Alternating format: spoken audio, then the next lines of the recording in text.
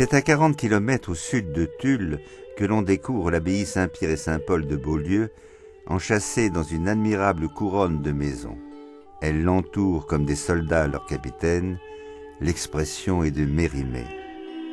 La vigueur et la puissance de son architecture en sont d'autant mieux mises en valeur. En fait, nous sommes là en présence du plus beau monument de la région. Des particularités d'une exceptionnelle qualité en rehaussent l'intérêt, que ce soit son abside attachante avec ses petits modillons, ou encore ses portails, dont le plus prestigieux est le portail méridional. Le tympan de ce portail est particulièrement majestueux. Il évoque les 3 étapes du destin de l'homme, le ciel, la terre et l'enfer. La plus grande partie du tympan est occupée par la vision céleste. Au centre, sur presque toute la hauteur, trône la figure impassible du Christ qui étend les bras horizontalement, semblant attirer par ce geste le monde entier à lui. Mais au-dessus de la figure du Christ est présentée une grande croix, rappelant que le salut nous vient de la souffrance et de la mort du Sauveur. Ainsi, l'idée de rédemption est associée à celle de retour du Seigneur. En contrebas, les anges sonnent de la trompette, mettant en lumière une 3e idée, celle du jugement, laquelle sera amplement évoquée par les artistes gothiques. Un peu plus bas, en dessous des apôtres qui se concertent et représentent le monde céleste, les terriens ressuscitent et soulèvent leurs pierres tombales. Certains d'entre eux paraissent particulièrement agités. 3 d'entre eux, des Juifs, soulèvent le bas de leur tunique pour montrer leur circoncision. Ils se réclament de la promesse faite à Abraham. Les autres sont des représentants du peuple païen. Figurés sur un registre inférieur, des monstres sont l'image de l'enfer, à moins qu'ils ne soient l'image des vices qui torturent les damnés. Cette puissante composition est entourée de délicates sculptures. À droite sont évoquées les tentations du Christ. Dans une première scène conçue autour d'une tour, le tentateur montre au Sauveur un tas de pierres et l'invite à le transformer en pain. Dans une autre scène, le Christ se trouve sur une montagne, le diable lui fait face et le nargue.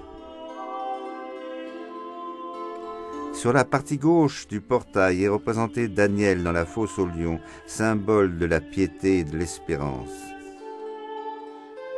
Avant de quitter ce très bel ensemble, remarquons les figures très abîmées des péchés capitaux. La gourmandise qui tend son écuelle vide, l'avare qui serre une bourse dans sa main gauche, la femme luxurieuse, nue et assaillie par les serpents et les crapauds. Ainsi, à la méditation théologique succède l'enseignement moral. Mais pénétrons à l'intérieur de l'édifice où nous attend le père Plaz, curé du lieu. Quand on entre dans cette abbatiale, on est saisi par la beauté de ce lieu, de l'édifice. On peut admirer la pureté des lignes et en même temps la beauté du chœur. On comprend que des moines se soient installés dans ce lieu qu'ils ont bâti eux-mêmes et qu'ils aimaient y prier. Des pèlerinages nombreux ont eu lieu au cours des siècles. Aujourd'hui, ces pèlerinages prennent une autre forme. Cet édifice est visité, surtout durant la période d'été, par les touristes qui prennent le temps d'apprécier l'architecture, mais aussi essayer de s'imprégner de l'esprit qui régnait en ce lieu. L'abbatiale Saint-Pierre-Saint-Paul de Beaulieu a été édifiée en plusieurs étapes de 1100 à 1300 pour le portail occidental.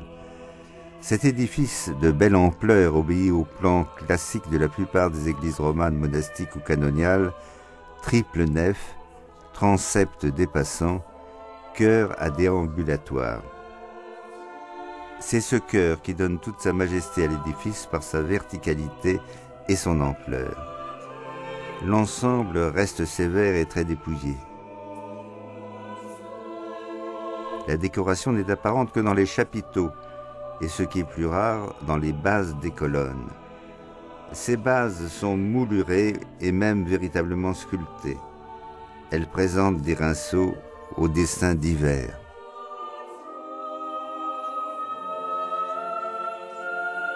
Ce décor primitif est accompagné de sculptures archaïques dites en bâtière, que ce soit les lions affrontés ou des scènes de chasse. Mais découvrons maintenant les curiosités du trésor, et en tout premier lieu, la Vierge dite de Beaulieu, œuvre de sculpture et d'orfèvrerie faite d'une âme de bois recouverte de lames d'argent. Cette statue reflète par sa sévérité, mais aussi par sa profondeur, le grand esprit roman. Elle est accompagnée d'un reliquaire d'argent sous forme de cylindre, pièce très originale qui est d'inspiration byzantine. Également très précieuse, cette châsse en émail chanlevé du XIIIe siècle. Elle représente les rois mages allant adorer l'enfant.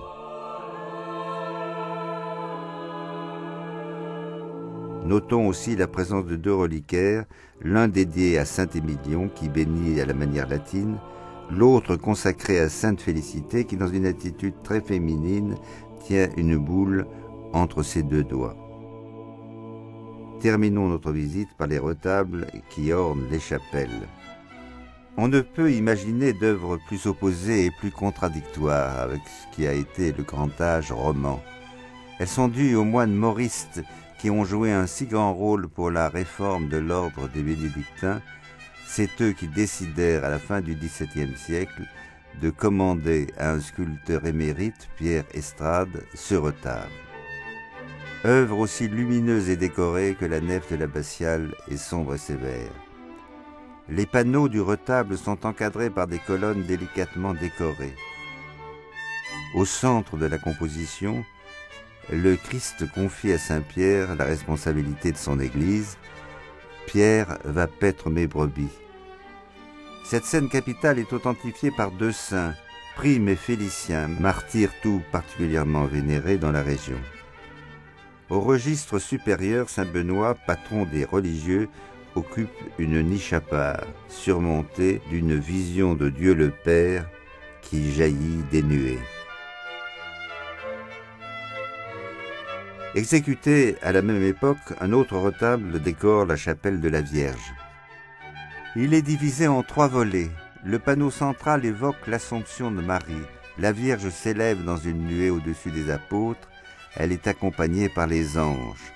Commentant la scène, un apôtre regarde vers le haut et un autre vers le bas. Dans le fronton supérieur, suite logique à son Assomption, la Vierge est couronnée par son Fils. Là encore, deux saints authentifient la véracité de la scène. Il s'agit de Saint Benoît et de Sainte Scolastique.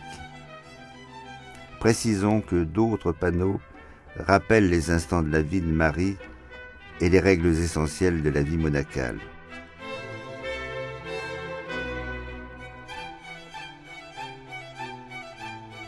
Ainsi, en ce début du XVIIIe siècle, et grâce aux moristes, une nouvelle conception religieuse a vu le jour. Elle modifie par son sourire et sa joie débordante l'image sévère et trop souvent sombre que le haut Moyen-Âge se faisait de la religion. Mais son allégresse n'est pas pourtant exempte de profondeur. Ainsi est l'église de Beaulieu à style contrasté et à double face.